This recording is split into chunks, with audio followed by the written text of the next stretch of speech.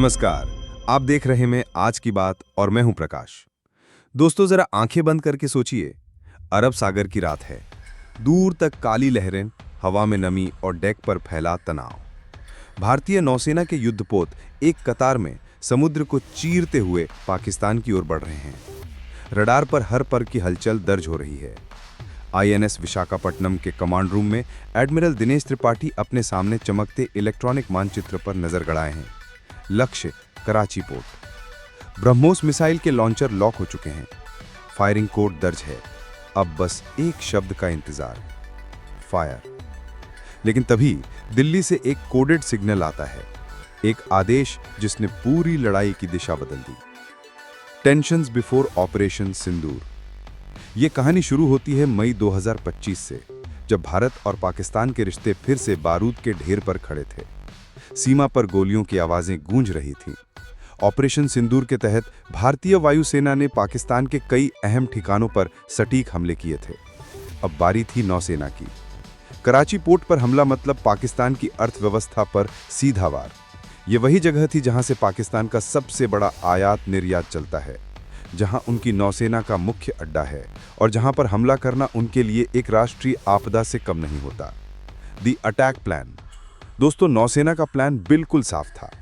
पहला चरण, कराची पोर्ट पर तैनात पाकिस्तानी नेवी के जहाज़ों को खत्म करना। दूसरा चरण, ईंधन डिपो और गोदामों को निशाना बनाना। तीसरा चरण, मर्चेंट शिपिंग को रोकना ताकि पाकिस्तान की सप्लाई लाइन कट जाए।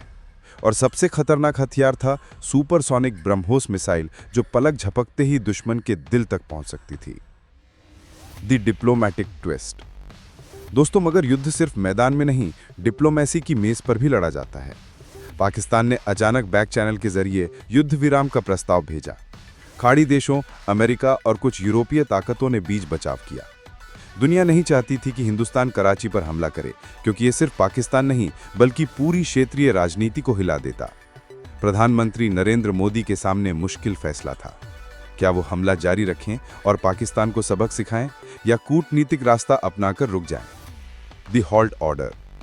आखिरकार पीएम मोदी ने आदेश दिया, हमला रोक दिया जाए। कराची पोर्ट, जो सिर्फ कुछ मिनटों में भारतीय मिसाइलों की जद में आने वाला था, अब सुरक्षित था। युद्धपोतों के डेक पर सन्नाटा छा गया। एडमिरल दिनेश त्रिपाठी के चेहरे पर हल्की निराशा थी। महीनों की तैयारी, रात दिन की ड्यूटी और फिर मिशन के आखिरी सेकंड में रुक जाना, ये किसी भी सैनिक के लिए भारी होता है। लेकिन जब नेता सैनिक की आंखों में देखकर कहता है कि आपको फिर मौका मिलेगा, तो वो निराशा गर्व में बदल जाती है, क्योंकि सैनिक जानता है कि अगली बार जब आदेश मिलेगा तो कोई रुकावट नहीं होगी। The global signal.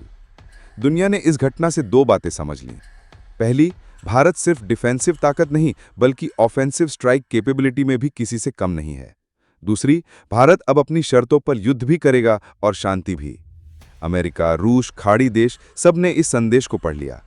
और यही कारण है कि पीएम मोदी का एक वाक्य, आपको फिर मौका मिलेगा, सिर्फ नौसेना के लिए नहीं बल्कि पूरी दुनिया के लिए चेतावनी थी।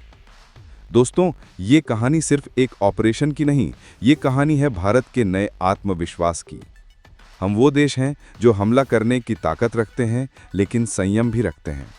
हम वो देश हैं जो दुश्मन की आंख में आंख डालकर बात करते हैं लेकिन सही वक्त पर जवाब भी देते हैं। याद रखिए, धैर्य कायरता नहीं होता और संयम कमजोरी नहीं। कभी कभी सबसे बड़ा वार वो होता है जो आप रोक देते हैं, ताकि अगली बार दुश्मन को उसके सपनों में भी चैन न मिले। भारत अब किसी को बख्शने वाला नहीं है। दुश्मन के घर तक जाकर वार करेंगे, लेकिन वक्त हमारा होगा। ये नया भारत है जो सोचता भी है और करता भी है। कराची आज बच गया, लेकिन अगली बार कोई बैक चैनल नहीं होगा। तो दोस्तों, ये था ऑपरेशन सिंदूर का वो पल जब भारत के पास दुश्मन को खत्म करने का मौका था, लेकिन हमने चुना सही वक्त का इंतजार।